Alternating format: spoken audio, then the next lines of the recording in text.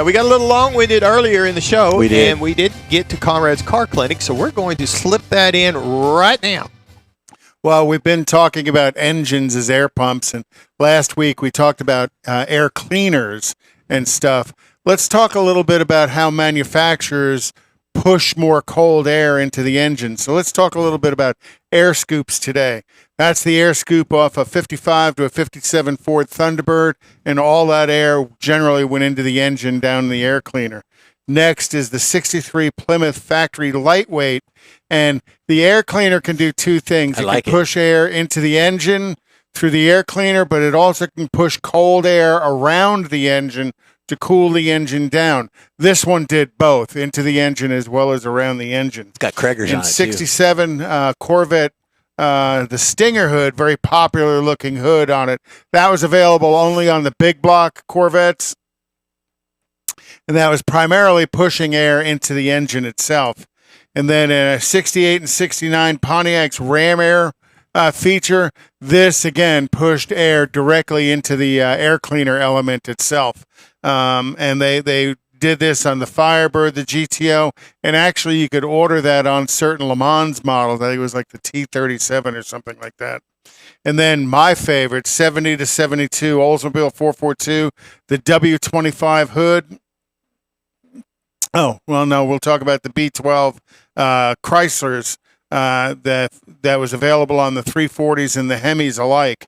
Again, that was pushing air into both the air cleaner and into the engine to try and cool the engine off. So, the benefit of cooling the engine off is reducing the intake air temperature, because colder air is more dense, there's more oxygen, the engine creates more power. So that was a lot of the purpose behind a lot of these air scoops through the 60s and 70s.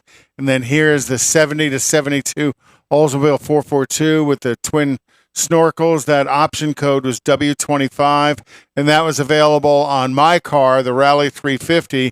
Typically, it was more so on the 455 engines, and it was an option. It came standard on W30s and the Rally 350.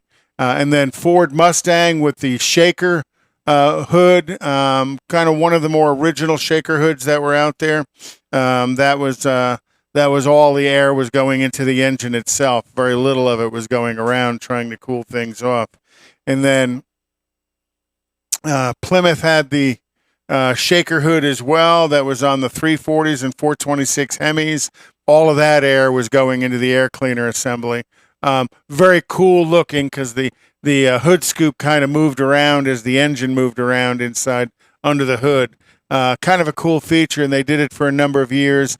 And then Plymouth had the grabber as well, and this one was vacuum operated. So when you whacked the throttle and all the vacuum went away in the engine, that little hood scoop would pop up, and that again would bring cold air into the air cleaner assembly on it.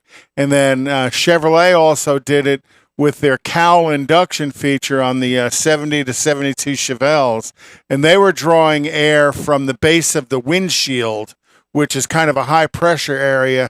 And when you whack the throttle, the vacuum would go away, that little flap would open up, and it would draw more air, cold air, into the engine.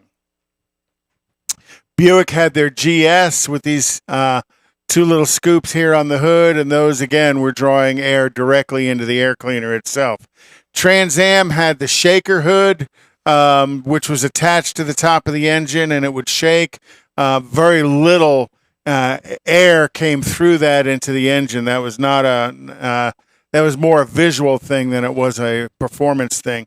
And now you move into the more current vehicles, and you see these air extractors. This is a 2022 Ford Bronco, and you'll see it on Broncos, you'll see it on Escalades and Suburbans, where what they're trying to do is they're trying to get the cold air out, or the hot air out from under the hood, so they could lower the underhood air temperature and the intake air temperature on the vehicle. And that's become quite popular today on lots of vehicles. They also had those little side extractors on the Trans Ams. And if you look at the new Escalades and some of the new Suburbans and the new pickup trucks, they have basically those same air extractors, again, trying to lower the underhood temperatures of vehicles.